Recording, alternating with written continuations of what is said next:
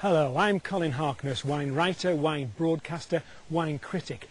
Living as I do in the southeast of Spain, I get the opportunity to indulge my fantasies. I love tasting wine, I love drinking wine, and here in Spain I am particularly passionate about wine. But if I look a little overexcited today, it's not surprising, because today we're going to go up in a hot air balloon and look at the vineyards of Bodegas Vicente Gandia Pla. How wonderful is that?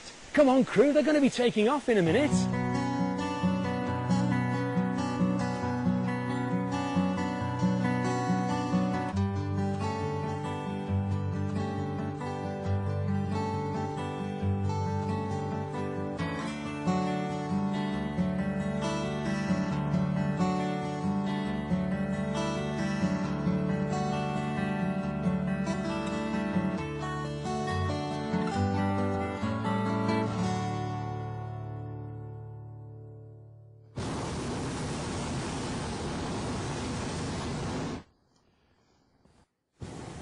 Up and away. No, I better not sing for you. I don't think you'll like that. Just looking downwards now, we can see the original Olla de Cadenas, the Finca Olla de Cadenas, where it all started, where Bodegas Vicente Gandia Pla actually started their business all those years ago. A huge bodega which makes wine at all levels, from an entry level all the way through to top level award-winning, medal-winning wines.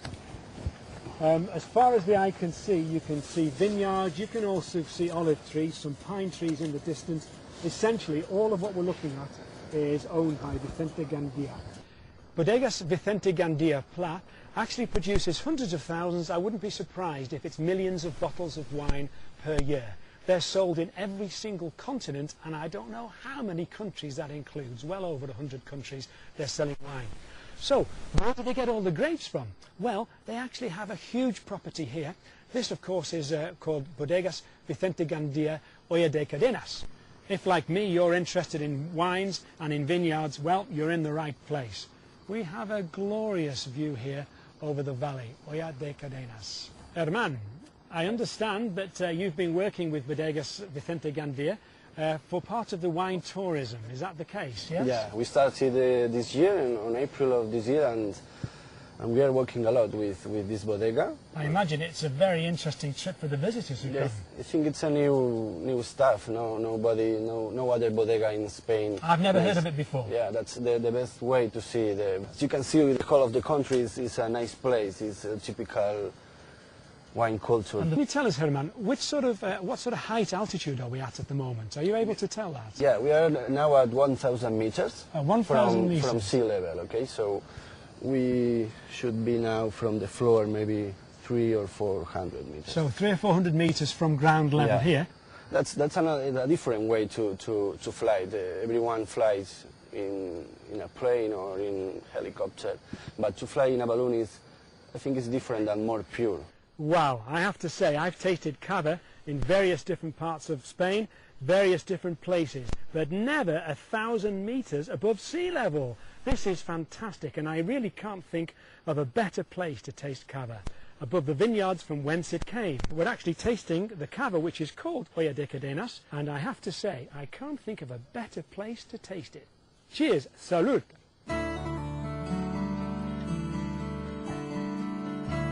We are very close to heaven anyway, and this is certainly heavenly.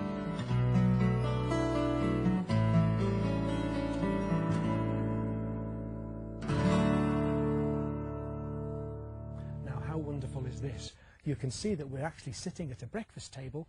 It's early in the morning, and we're actually going to be tasting desayuno de campesinos.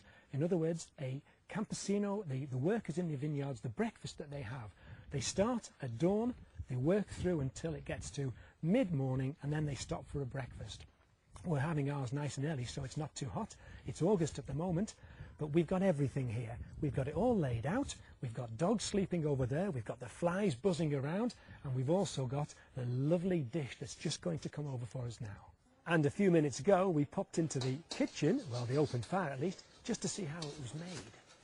So, Danielle, please tell us what's going on here. We have Macchiano, I think, the chef. But what's happening? What is this we're having here? It's gorgeous.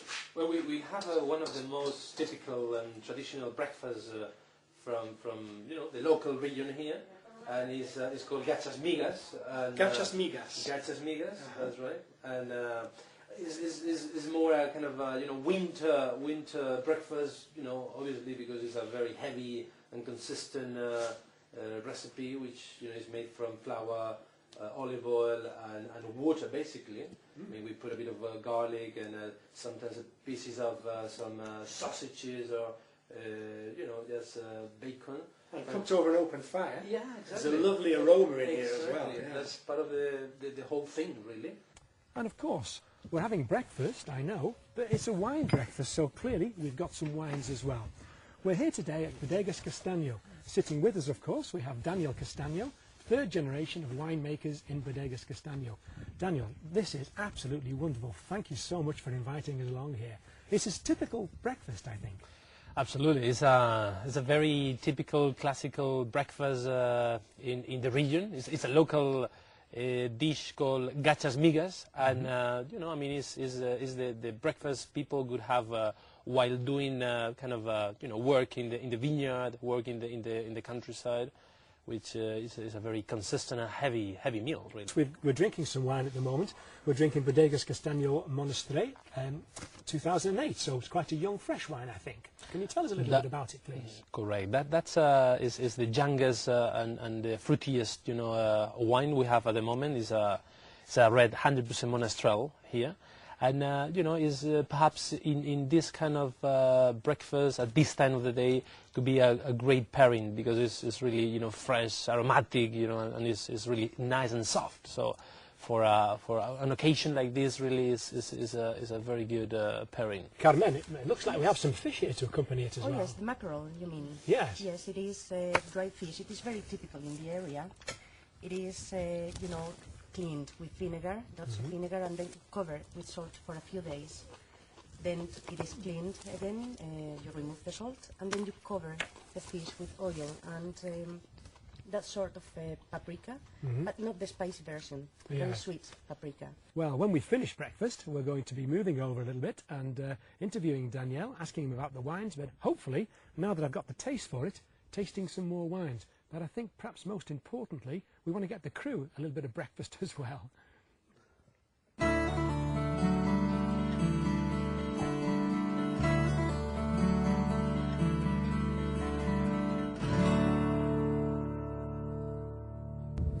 Well done. Today we're in Denominación de Origen Yacla. Denominación de Origen is a similar system to that which operates in France, called the Appellation Contrôlée. And it means it's a specific area for making wines. Wines where there are various different regulations and rules, but always wines of quality. And here we are, actually in the vineyard. Just to my right, there's actually a vine bush, and I use the word bush advisedly. There are different systems. You can use a trellis or you can use a bush system. This is the bush system, sometimes known as a Paris goblet system, because when the vines grow, they look a little bit like that really old-fashioned Paris goblet that we all used to drink wine out of. But look what I've got here. I've got here the raw materials from which we make wine. We don't need anything else. There's no water, there's no gooseberry, there's nothing added to this. This is what we have. We have grapes, we have the yeast in there, and obviously the juice. We've got the heat. We're actually here filming in August, and you can see that this particular bunch of grapes in front of me isn't quite ripe. I didn't steal it from the bush. It actually had already been fallen off, or it actually may have been pruned. The reason for that is because they want to make sure that each vine produces fewer bunches of grapes. Therefore, the grapes that actually finish up in the bodega are the richer all for it. Have a little look. We've got black grapes and we've got green grapes, but that's only because they're not ripe yet. Let's have a little taste. Lovely and sweet. That was a black one, quite mature, but not fully mature. Here's a green one, some way from maturation. Let's taste that. Should be sour. Dear me, and indeed it is. Now, have a look at a little bit of the soil as well. All over the place we have all these stones. Look at them. Stones are actually there very usefully, because a vine doesn't like to be pampered. In order for you to get the best out of a vine, it needs to suffer, and I mean suffer. So it grows in soil which hasn't got lots of nutrients and is full of stones. But the stones are very important because the stones retain the summer heat. So during the day, they're taking in all the sunshine. And during the evening, like those radiators you get in the house, they're actually releasing it. So that the vine actually receives heat during the evening as well. So therefore we get a proper chance to make sure that everything is ripened. These grapes, not these of course, but the ones you can see on here, they'll all be nice and ripe for the end of August, beginning of September, when they'll be harvested to make what we know are going to be superb wines.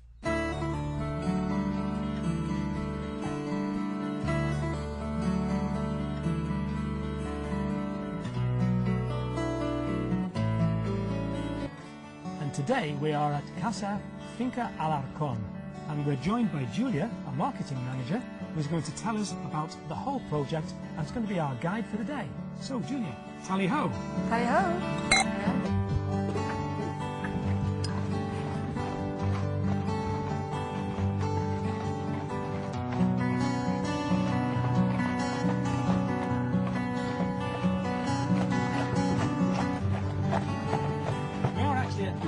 Casa Alarcón, but of course this isn't the bodega and we are travelling in style, Julia. Thank you so much. In actual fact, of course, this is part of the project. What exactly is happening? This is in fact one part of it. It's basically 4 parts of it, let's say. This is the stud farm. Here we have purebred Spanish horses. We have between 180 to 200 animals now. It's a very young stud. Stud farm is only 5 years old, which is not very much in this world. And what we're doing is we're creating the line that will define Finca Casa Alarcón. I think the whole project is only about 5 years old. Yes. Including the winery. Yes, well the finca is very old. 1 century ago here they used to grow olive trees, vineyards, apple trees as well. But the project as you see it now is very young in fact. Absolutely. And so how long have you been actually producing wines at Bodegas Casa Alarcón? This will be our 3rd year.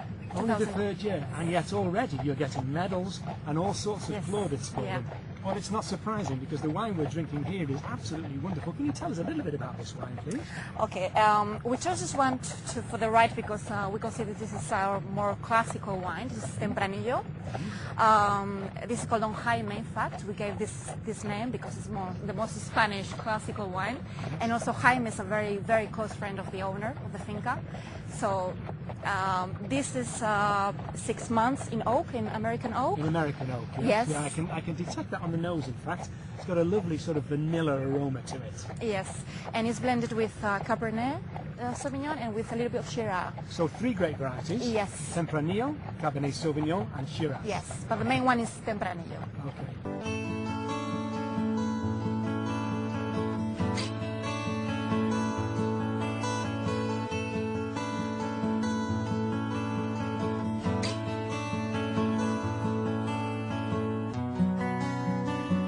So, a 10-minute ride from where the horses are, now where we're actually they make the wine. In actual fact, behind us, well, yeah, I think we've got some great vines. Now, which is the variety there, please? These ones are Shiraz.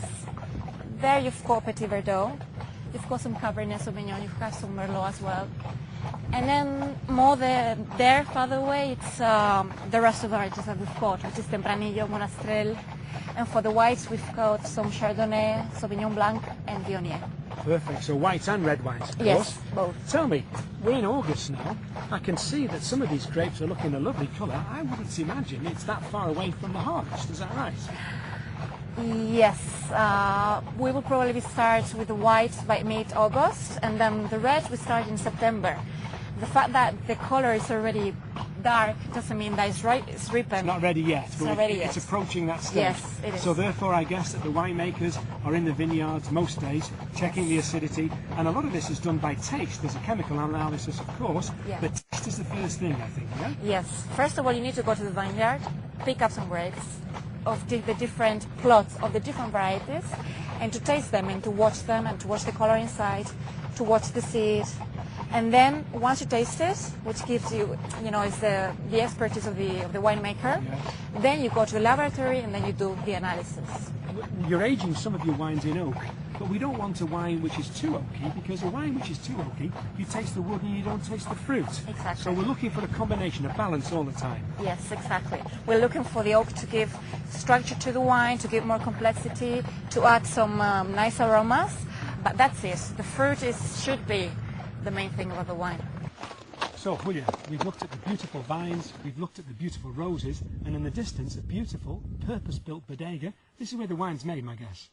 Yes, we decided to build the winery there for two main reasons. First of all, because it's close to the vineyards, and secondly, because we can use the natural slope of the mountains. I noticed that there's lots of bunches of grapes on the floor. We're not going to use those, are we? The purpose is to clear the plant, so the strength of the plant goes to less amount of grapes, so the grapes will be more concentrated and the wine will be higher quality. Also, the size is different. When you eat grapes, you want big, juicy grapes. With the wine, what you want is small grapes, so there's more amount of skin and less amount of water, so the wine will be more concentrated. Absolutely. And also they will get more color and more structure.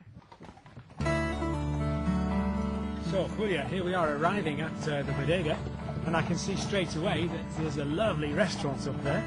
And actually what we're doing is the same as tourists can do, because you're very much into wine tourism here, aren't you? Yes, yes. We do basically what the tourists do when they come. They go for a walk in the carriage.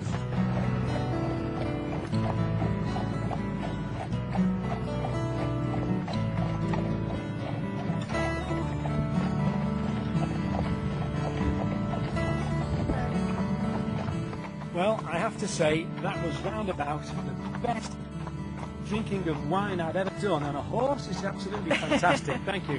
Now we're arriving at bodega, and we'll be able to tell us all about the winemaking as well. Yeah?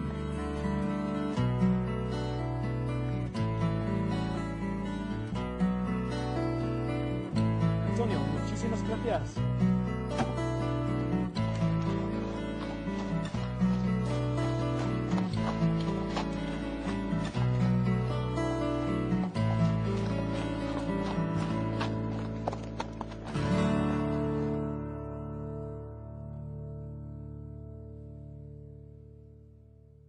So here I am again, glass in hand, as usual. But this is not just an ordinary glass of wine. Oh no, this is a special wine, the flagship wine of Bodega Sierra Salinas. 1237, Salinas 1237 is, well, when we created this wine, we just wanted to provide with the name the idea that it was a top wine. Mm-hmm. And what best than using the height of this mountain range we have behind. So the top of the range is the top of the mountain. Exactly. Mm-hmm. The highest peak in this mountain is 1,237 meters above sea level. So we thought that it would be a good name for a top wine. It's a nice connection, yes. Yeah. Mm-hmm. So the criteria by which you make all your wines at Bodega Sierra Salinas is quality. Simply that. Yeah. Yes. You have to have quality, otherwise you're not interested. That's why we like to control all the things that we are going to bring into the winery. So viticulture, it is the most important part in the winemaking process. You can't make good wines from bad grapes. No. Simple as that. So it all has to happen in there. Everything starts there. So controlling the vineyard is the most important thing that may happen in this area. The first Alicante DO or Alicante appellation vintage was born in 2003. So we are now selling 2005. So it is just two vintages ago. So we are quite young. So the first vintage was in 2003, and that was given something like 93 points. And since then, all the wines at Bodega Sierra Salinas have been consistently above 90 points, which is a marvellous achievement. Yes, but there is also another very important fact in Sierra Salinas. It is not just a new project belonging to someone who doesn't know anything about wine or a new person coming into the market. This is the result of a very long time experience. Of course, this belongs to a winemaker's winemaking family. Exactly. With generations of winemakers generations involved, of winemaking, so experience and technology. A marriage of the two. Yes. Yeah. Tradition and modern technology. Exactly. Yeah. You can't beat there it. There is a very nice blend here, and also the conditions that we have here. This is a pleasure of a place. I think it is a privilege. It's very being beautiful. here. You were mentioning earlier on today that one of the great things about being here is that we're actually in between two mountain ranges. Yes. So we get a channel, if you like, and round about this time, it's quite uncanny because round about this time in the afternoon, you always get a breeze coming Yes. through here, yeah. And this helps, doesn't it, with the Yes, vines? of course. It makes the vineyard be very healthy. Okay, it dries all the humidity that arrives in the morning because of the mountain range that we have behind, and so many trees and so on. It brings all the clouds and the fogs from early in the morning, and then during the day we have plenty of breeze. Sometimes this breeze is gentle, other times it It's is really windy. strong, it is windy. Yeah. But it makes the soil be very healthy because it dries the surface, which is in contact with the leaves at the spring, summer and autumn. So it becomes a very healthy soil. Well, I've tasted wine in some interesting places, and I have to say this has to be one of the most interesting. Here we are in the vineyard where it all happened. The vineyard here is actually Pinot Noir, the famous grape of Champagne. But here in Spain at Bodegas Dominio de la Vega, where they make a wonderful Rosado Champagne. Well, it's not Champagne, of course, it's Cava, and the Spanish are quite rightly very proud of their Cava.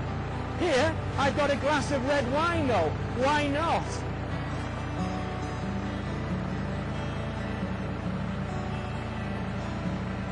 You can't get more authentic than tasting a wine in the vineyard on the tractor.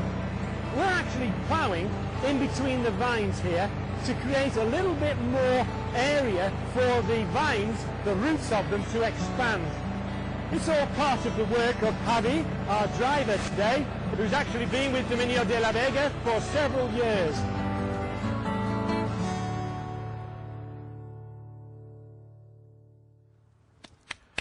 Well, I'm a little dusty after that, but how lovely, tasting wine on the tractor in the fields. Now what I'm going to do is I'm going to meet Alvaro. He's here already. Alvaro, hola. Colin, ¿cómo estás? Very Welcome. well, thank you. And thank Welcome. you so It's a much. pleasure to We're see so you. pleased to come here today.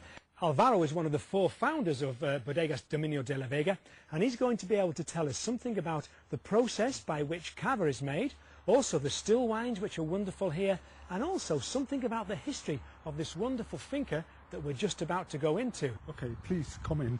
I'd love to, thank you.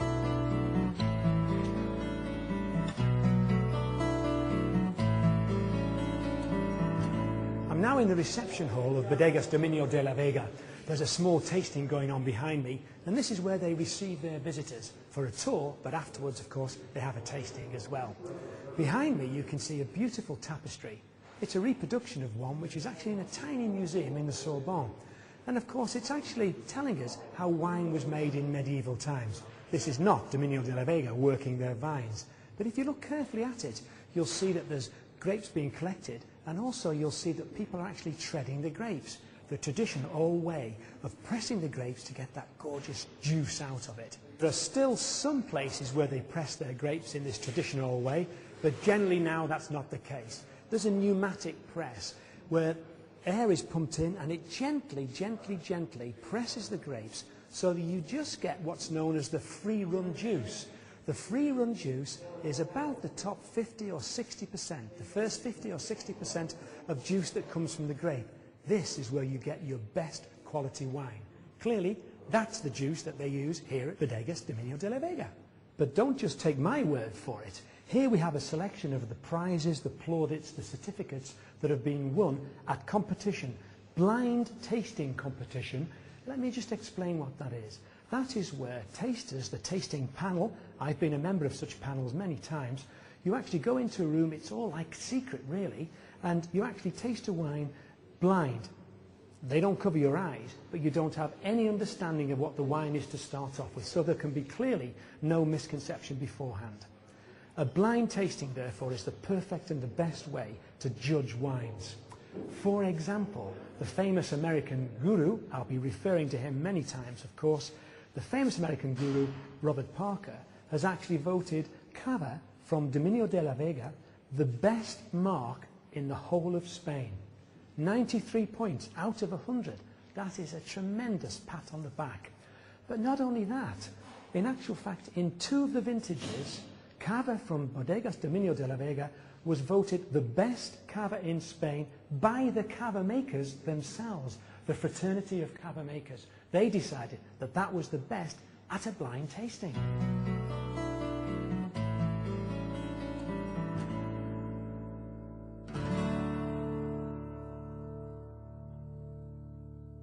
So Alvaro, here we are with the base wine. We could drink it as wine. It'll be a little too acidic, of course, but we want it to be cava. How do we make it into cava, Alvaro?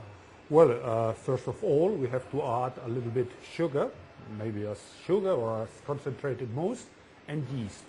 Okay, we close the bottle hermetically with a metal cap, and we bring it down to the cellar. The fermentation process itself takes only 6 weeks. After that period of time, we have to keep the bottle still down in the cellar in order the wine to get aged, to develop its tertiary characteristics. There, second fermentation of the wine takes place. This is what adds the bubbles, doesn't it? Exactly. Yeah. Not only increases the amount of alcohol in the wine, but it adds the bubbles and it produces the so-called lees. So here we have a horizontal bottle of cava. It's a rosado made from Pinot Noir, but as you can see, it actually has the residue, the lees, the yeast particles in it, actually at the bottom of the bottle, but we don't want them there. I don't want to drink my cava like that, so we have to clean it. What can we do? We have to get the lees out of it in a process which we call remuage. So from horizontal position, we're now in a more inverted position because this is the area where we do the remuage. Is that right? That's right. Can you show us how it actually happens? Yes, perfectly. We put the bottles in horizontal position in these types and these devices, which are called in Spanish pupitres, okay? And we have to shake them every day a little bit and introduce them a little bit into this hole, okay? So every day the bottle, which started in horizontal position, gets a little bit more and more. The sediment goes down vertical. this way and down this way rather than lying here. It flows very gently. It's to the gravity, bottle really. neck. It's gravity, exactly. yeah. It's a very natural process, okay, which on the other hand takes about 1 month. So of course there's now been invented a machine, you have them here as well, which does the same thing, not a month. How long does it take? No, 2.5 days, 3 days, depending on which type of And the bottle ends up after that 2.5 days completely absolutely vertical, upside down, and vertical. all these lees concentrated in the bottleneck. We can say that as long as this wine is in the bottle and this is closed with a metal cap and in contact with the lees, we have a living wine, a living bean. It will get smoother, silkier, nicer, rounder. Okay? Once we've got all these lees in the bottleneck concentrated, we have to open the bottle. Okay? But before that, what we do is to freeze the bottleneck. We put the bottleneck in a water glycol solution at -18 degrees Celsius. So at the end we get a sort of ice cork in which all these leaves lie. Okay? We can put then afterwards the bottle in upside up position. Okay? And we gorge the bottle. As the bottle has inside a lot of pressure, this ice cork is just